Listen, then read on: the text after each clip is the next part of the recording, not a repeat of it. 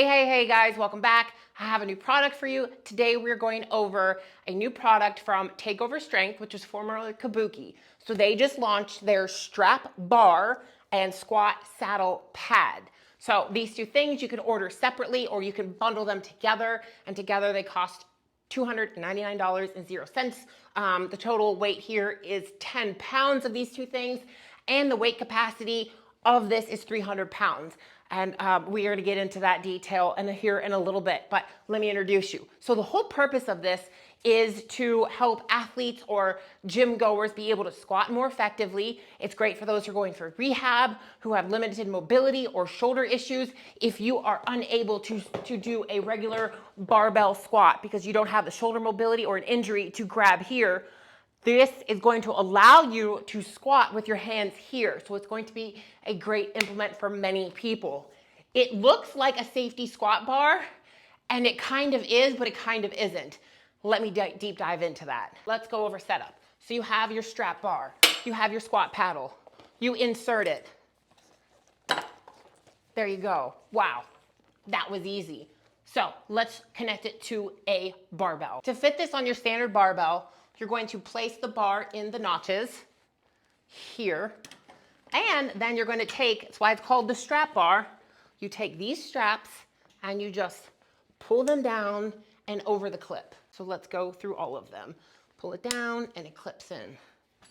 Pull it down and it clips in. And you'll do the same thing to the other side. So in the matter of about 10 seconds, I have changed my standard barbell into a variation of a SSB bar, but not quite. So a couple quick things that I want to touch base on before we get into demonstration of the exercise, and why I necessarily don't call it an SSB bar, or maybe we should call it an SSB hybrid. So SSB bar or safety squat bar, typically it's going to mimic a high bar squat. So it's going to sit up higher on our back, and then the weight's going to come out. The bar's going to come out and the weight's going to drop down a little bit so that you have to maintain a more upright position. It really helps with core stability, and it still has those handles here. Let me show. So here we have our lovely model Ava. So this is another version of kind of an SSB bar. As you can see, the weight is going to sit, the bar is going to sit up nice and high, but the weight is the bar is cambered, so it comes down and you load the weight here and here. When we look at this bar, there is no cambering, right? Because you're using your standard barbell. So there is no camber to the bar where it drops down. The weight is going to sit above you and behind you. Whereas when we look at this bar, the weight is going to be below and out. So it's going to be a little bit different than your standard Prime Fitness SSB bar or Mars bar or Elite FTS SSB bar. Those are the most common. Okay. So now that we've been through that, that's why they call this a strap bar, right? You're strapping it onto your barbell, and it's not necessarily an SSB bar. Like I said, I'm calling it a hybrid. So let me demonstrate what we're talking about here. So here we have the strap bar on my back. The pads are comfortable. They shape well to my shoulders. But as you can see, the weight is above and behind me. So if I let these handles go, it's going to fall backwards. Whereas a standard safety squat bar, an SSB bar, you could let go of these long handles. So a typical SSB bar, you could let go of these long handles and you could do a Hatfield squat or just have your hands elsewhere. So it's already pretty balanced, but with the weight high and behind you, that's why I'm not calling it a standard SSB bar. The weight high and behind me, my body kind of wants to fall backwards. So it's going to make me engage my core and hinge a little bit more forward. So as I come down, I'm pulling these down towards me. And again, here's the difference with an SSB bar. When you drive up, you're pushing up on the SSB bar, where this one you can't do that. So again, let's not call it an SSB bar, let's call it what it is, a strap bar. So this is great for people with shoulder injuries or limited mobility, right? It's going to really work my quads. With this more upright torso, my quads are more engaged. If it was a low bar squat, right, would we be like a lot lower? We'd have a more hinge, it'd be a lot more glute focused. But this one is definitely a high bar squat. So let's just throw on a little bit of weight and demonstrate. Always, always, always use safety clips. All right, so I got some weight on the bar, right? We step up and out of the rack. Again, if I let these handles go, that weight's gonna pull me back. So with this, you have to keep your core engaged and you have to pull down on the handlebars. And then you start your squat. All right, so we have the barbell loaded, my feet are planted, I'm pulling the bar into me, and I'm squatting down.